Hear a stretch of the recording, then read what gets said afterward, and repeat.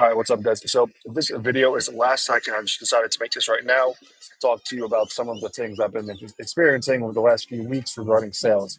And in order to actually get better, yes, you can improve what you're not tracking. It's important to track your sales calls. It's important to track the objections. It's important to track how you responded to in order to actually see what different angles you can take, what other objection handles you can kind of do, how to reframe, how to make people come to their own epiphanies and realizations, right? And that's extremely important in itself, but it's also important to understand what is sales. If you want to get better at something, you need to understand what it is at a fundamental and truth level.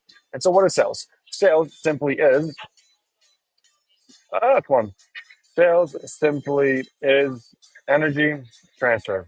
That's it.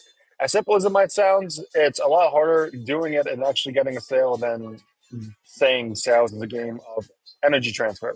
Now, one of the things I've been coming across over the last few sales calls is this. People like to keep things in the fog. And I'm talking about the prospects, right? If you're in the contract, I'm in the contracting union, so prospects like to keep things in the fog. And what does that mean? What that means is when you ask them how many jobs they do in their month, what's their revenue, what's their profit margins on average, people will typically give you a general range, a vague range of jobs per month, whether that's whether that's 10 to 20 jobs a month. And so in moments like these, you need to ask them, get specific. What exactly do you mean by 10 to 20 jobs a month? What exactly do you mean? Is it closer to 10 or is it closer to 20? And it's a big gap. I mean, that's hundreds of thousands of dollars that we're talking about, right? 10 to 20. And again, one of the reasons that you do this is because you need to have them come to their own realization. And as you continue to go about the entire discovery process, you're basically cocking the gun, putting bullets into the magazine to use as your ammunition for the pitch, for handling objections, and for everything that comes after the first part of the sales call. And so if they're like 10 to 12, 20 jobs a month, what exactly do you mean by that? Is it closer to 10? Is it closer to 20? What was last week? Why what was last month?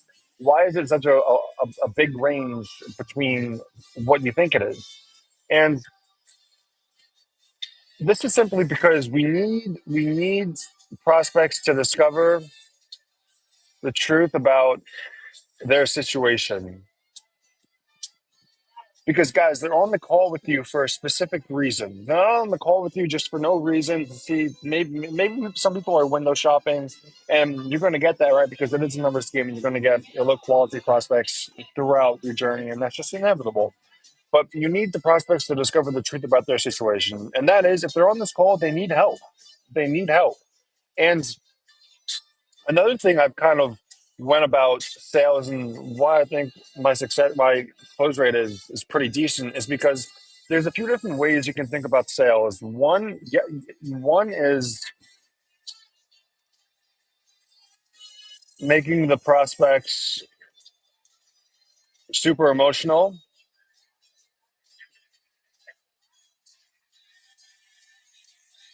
One is making the prospects super emotional in their situation on the call.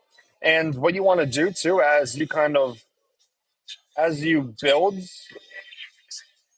emotion and pain, it's going to peak before. And so think of it like this, guys. In the beginning of the call, you're going to want to prospect everything, all the emotions are flatlined, everything's leveled out, everyone's stabilized. And as you continue throughout the discovery, you're going to want to peak the emotions of the actual prospects. And once you're and on like a slow incline, and then once you're at the peak, that's when you begin your pitch. And your pitch has to be no longer than 5 minutes.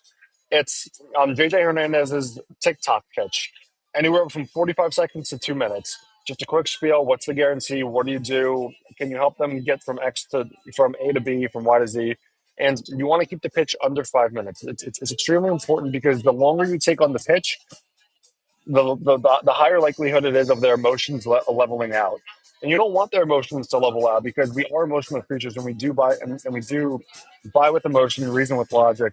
And you're also not coming from a place of being rude and being manipulative. You're actually coming from a place of helping these people, because that's the truth. If you truly believe in what you're doing, then you're gonna have the energy and the conviction in your voice on sales calls. And quite honestly, in this space, there's a very low barrier to entry. Anybody can wake up one morning and say, "I'm a founder. I'm a CEO now. I'm now a marketer. I'm gonna make this my living." Anybody can do that, right? So the barrier to entry, unfortunately, is really low. And what that means is that some of these people in this space, they don't come from a place of actually wanting to help, as opposed they just see it as money, as dollar signs. And I get it, right? Like, if you're young, it's attractive to make quick cash. But if you truly come from a place in the right frame and building a long term relation, not just selling the service, wanting to help these people, it's going to come through your voice on these calls, and it's going to itch off onto the prospect. And that's why, if you just stick to that purity, it's going to rub off, and the prospect's going to like you, because people also buy into people, not just what you do. Would you rather have someone who knows exactly what they're doing, who's confident and pure and has all the conviction in the world and the results to show for it? Would you rather have someone on the other side of the extreme? It just makes sense. But that's also a fault. I've actually come to realize that, yes, it does make sense, but that's with logic. I'm reasoning with logic. Most people don't reason with logic. That's just kind of a separate issue in itself. But at the height of their peak emotions, you then want to get into the pitch. You then want to get into what you can do for them. Feel the pain. Be the solution to their problem. And that's why you start off with the pitch. Now, another thing too is not letting prospects dictate the frame. Man, I've had some sassy people, some sassy ass people, some people with massive egos hopping on these calls and being like, "Dude, what can you do for me? I'm on this call, it's like, what can you do for me?" And in those times, you just simply say, "I understand what you're trying to do. It's okay. I, I don't know if we can help you, because the truth is, I'm not going to sell you anything I don't think you need." And when you say that to people, they're going to be like, "You're not going to try and sell me anything I need?" Well, and the truth is, yes, I'm not going to sell you anything I don't think you need. Because again, you're coming from a place of seeing if you could help these people in the first place. And if you can, then guide them into the right direction. But you can't let prospects dictate the frames, because what is that version of you that's making 500K a month doing, making 200K a month doing? They're not wasting time with prospects who are going to hop on these calls and think they're the shit and think that they can dictate the frame. That's not going to happen at all. It's your sales call, and you have to go. You have to stick to the plan, according to the plan. Now, I've also never really sold a prospect that was kind of like this, super pushy, super authoritative. They just aren't going to be good clients to begin with. And you can either call out their their need to kind of dictate the frame, or just kind of make subtle sayings around and be like, "Yeah, yeah, of course, I'll get into that for sure. But first, I'm going to need to know if we can help you in the first place. So I'm going to need to ask you a few questions about your company, and then into the discovery." But guys, sales is a game of energy transfer, and a few things have been happening over the course of the last few weeks. But also reflect on your sales calls. Even if you close, immediately after you close, just take the time to kind of sit there, think, analyze, write down what you did right, write down what you did wrong, and as long as you improve one thing every single day, my goodness, you won't recognize yourself within a year. And it's the compound interest that really takes into effect after a few months. And for me personally, I'm feeling it right now. And it's an amazing feeling, because it feels easy. In July, I had my best month, but it was the easiest month as well. And so it's like entering flow state and just letting go and surrendering, but also putting in the work, right? Like, I'm not just going to sit back, relax, and yeah, it was my best month, right? Like, I put in the work. It was just the right amount of inputs. And now it's like, okay, how can I double this? Possibly keep the effort the same, but double the outcome, right? Like, you start to get into those when it comes to leverage and starting to scale.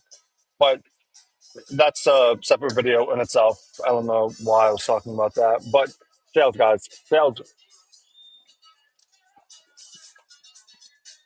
get the truth from prospects. Don't let them hide anything in the fog. Keep their emotional. Oh, peak their emotions. Now you can with some people, but guys, this is actually a huge part.